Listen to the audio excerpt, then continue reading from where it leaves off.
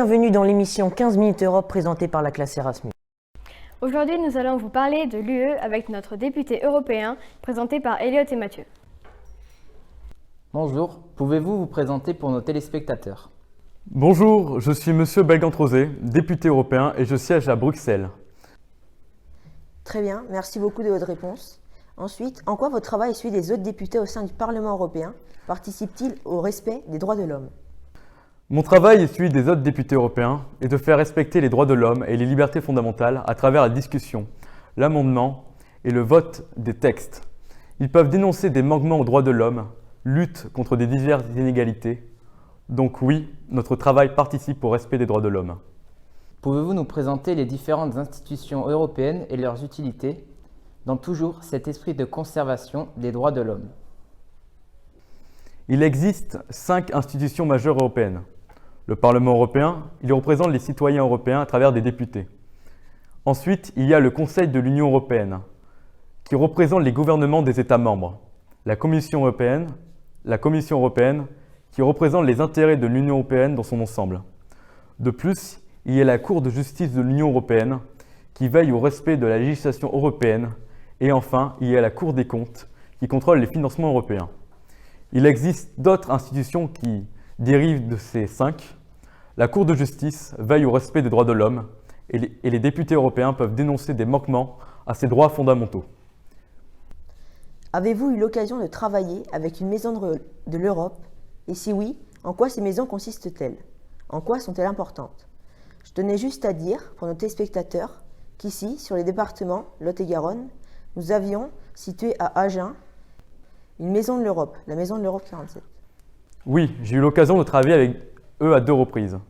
Les maisons de l'Europe ont pour but d'apprendre aux jeunes à connaître l'Europe et à instaurer un sentiment de paix et de fraternité entre les peuples européens. Elle est donc indispensable.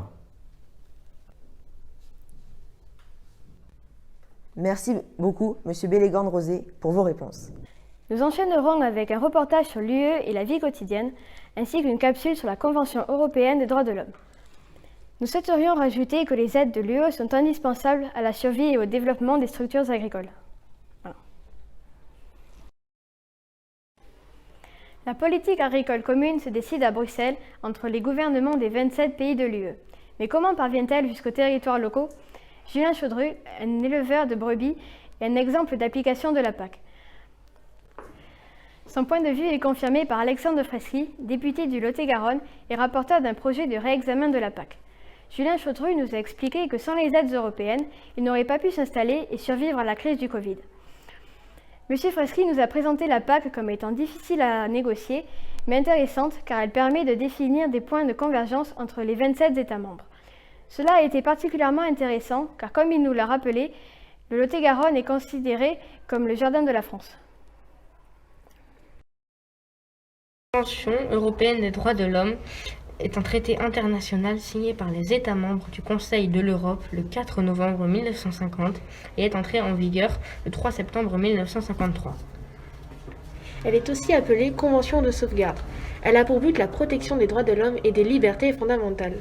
Pour contrôler le respect des droits de l'homme et des libertés fondamentales, la Convention a institué la Cour européenne des droits de l'homme, mise en place en 1959.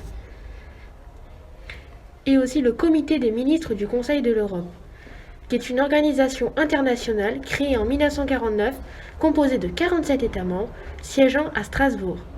La loi des États membres doit être conforme à la Convention européenne des droits de l'homme.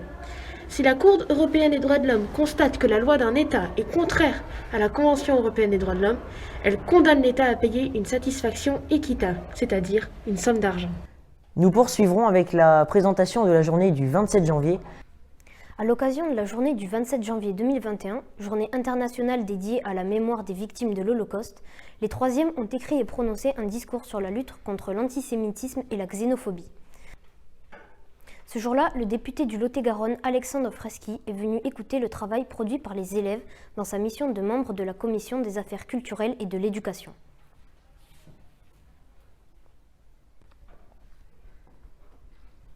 Alexandre Freschi a commencé en étant enseignant au CFA de Marmande pendant 10 ans. Puis en 2014, il est devenu maire de Castelnau-sur-Guppy. En mai 2017, il devient député de la seconde circonscription du Lot-et-Garonne lors des élections législatives. Nous finirons avec des capsules sur des acteurs qui ont agi pour les droits de l'homme et qui doivent donc être reconnus.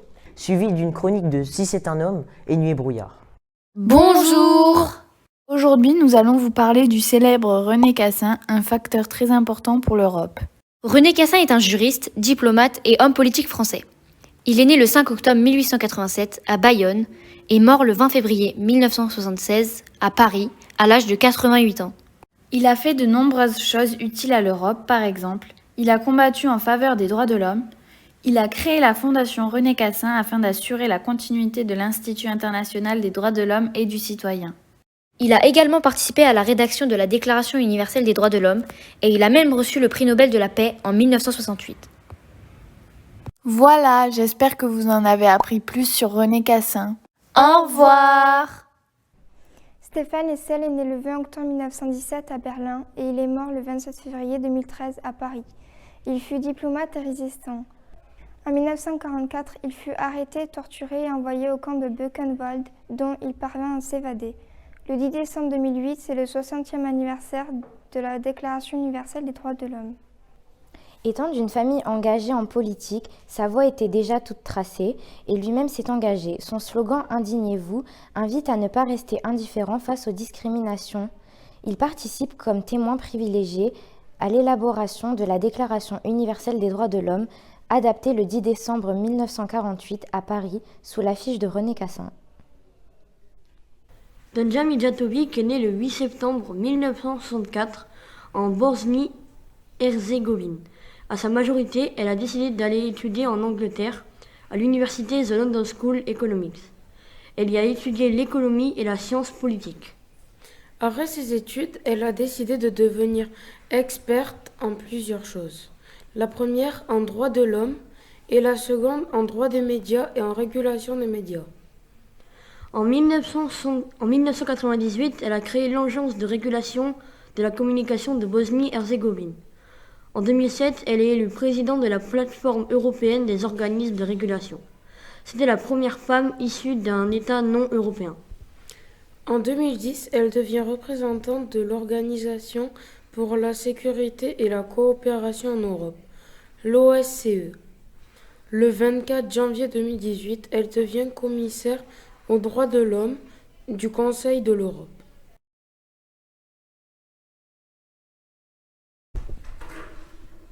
Simone Veil est née le 13 juillet 1927 à Nice et est morte le 30 juin 2017 à Paris 7e. Elle a épousé Antoine Veil en 1946. Sa famille était juive et pendant la Shoah à Auschwitz, Simone Veil a perdu son père, sa mère et son frère. Simone Veil a été membre du Conseil constitutionnel français, ministre d'État, ministre des Affaires sociales, ministre de la Santé et ministre de la Ville. Présidente du Parlement européen et députée européenne. Simone Veil est une icône contre la discrimination des femmes en France. Elle a même une loi qui porte son nom pour le droit à l'avortement.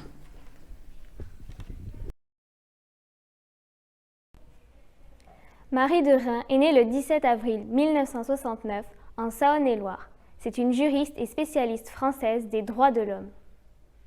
Le 15 juin 2017, elle devient secrétaire générale du Conseil national de la protection de l'enfance. Marie de Reims a créé une aide aux enfants handicapés pour qu'ils puissent aller à l'école. En 1997, elle entre à la protection judiciaire de la jeunesse. Elle est nommée ensuite chevalier dans l'Ordre national du mérite. Elle souligne, la plupart du temps, ces enfants sont contraints de rester chez eux, avec les conséquences que ça peut aussi avoir sur l'organisation familiale.